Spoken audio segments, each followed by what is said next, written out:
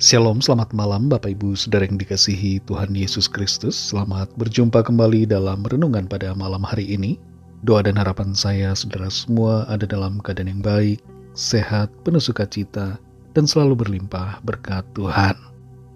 Sebelum kita mendengarkan renungan firman Tuhan, mari kita siapkan hati dan berdoa. Bapa yang maha baik, Bapa dalam nama Tuhan Yesus Kristus, Tuhan dan Allah kami yang hidup, yang berkuasa dan sanggup melakukan segalanya. Kami bersyukur untuk penyertaan-Mu di sepanjang hari ini.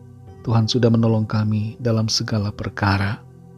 Saat ini kembali kami mau mendengar kebenaran firman-Mu. Berikanlah kami pengertian ya Tuhan, untuk dapat memahami dan taat melakukan setiap kehendak-Mu. Dalam nama Tuhan Yesus kami berdoa. Haleluya. Amin. Saudara yang dikasihi Tuhan, ayat renungan kita pada saat ini terdapat dalam Amsal 18 ayat yang ke-14. Tertulis demikian. Orang yang bersemangat dapat menanggung penderitaannya, tetapi siapa akan memulihkan semangat yang patah? Saudara yang dikasihi Tuhan, kalau ada kemauan yang kuat, ada semangat, maka jalan pasti akan terbuka. Francis Montellon memenangkan lomba melukis dari French Society of Artists untuk lukisannya yang sangat indah pada tahun 1895. Tapi yang unik dari Francis Montellon adalah ia tidak mempunyai tangan. Untuk melukis, ia menggunakan sebuah tangan buatan dari kayu. Seorang artis yang lain dari Antwerp, Belgia, karena tidak mempunyai tangan, memegang kuas lukisan dengan jari-jari kakinya dan melukis dengan hasil yang mengagumkan. Kalau kita punya semangat, apapun hambatan tidak akan menghalangi kita, tapi kita akan temukan jalan keluarnya. Dalam Amsal 18 ayat 14 ini dikatakan, orang yang bersemangat dapat menanggung penderitaannya, tetapi siapa akan memulihkan semangat yang patah? Ayat ini mengajarkan bahwa kekuatan semangat mempunyai peranan yang penting dalam kehidupan kita untuk mengatasi penderitaan dan persoalan apapun. Orang yang memiliki semangat menjadi kuat dan mampu menanggung beban hidupnya. Sebaliknya, tanpa semangat, kehidupan yang nyaman pun terasa berat untuk dijalani. Tidak sedikit orang yang lengkap anggota tubuhnya dan tidak punya masalah apapun, tapi tidak bersemangat dalam menjalani kesehariannya. Ini akan jadi penghambat yang besar. Iman tanpa semangat tidak akan ada gunanya.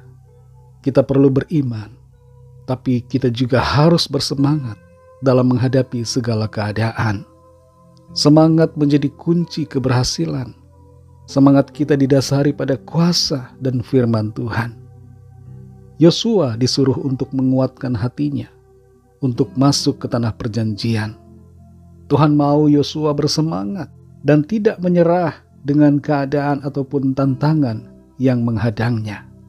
Saudara dan saya harus bersemangat selalu, setiap hari. Sekalipun ada persoalan, ada pergumulan, ada masalah, tetaplah bersemangat.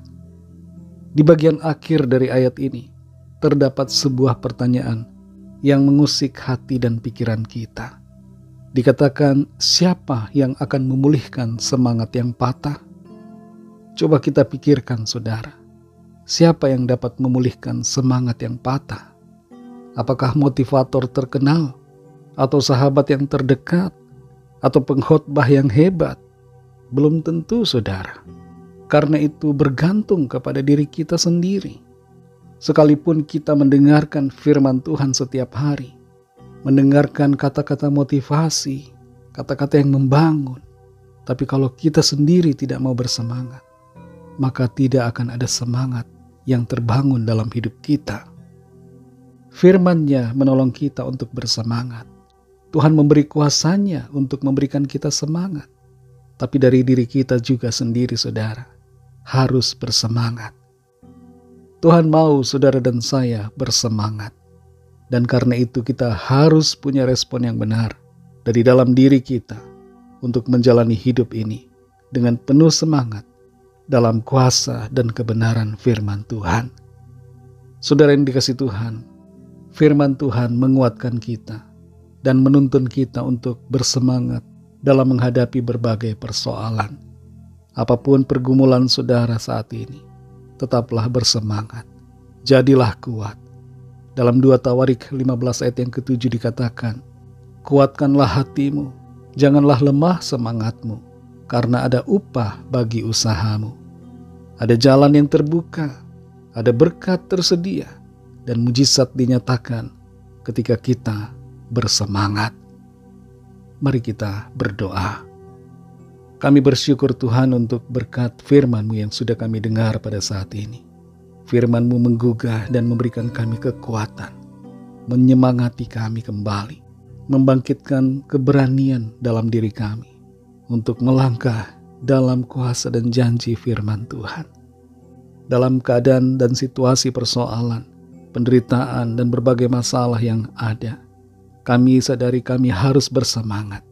Firman-Mu mengajar kami untuk tetap meneguhkan hati, menguatkan hati apapun tantangan yang ada, sehingga kami dapat berjalan, melangkah, mengatasi segala persoalan, dan berkemenangan di dalam Tuhan.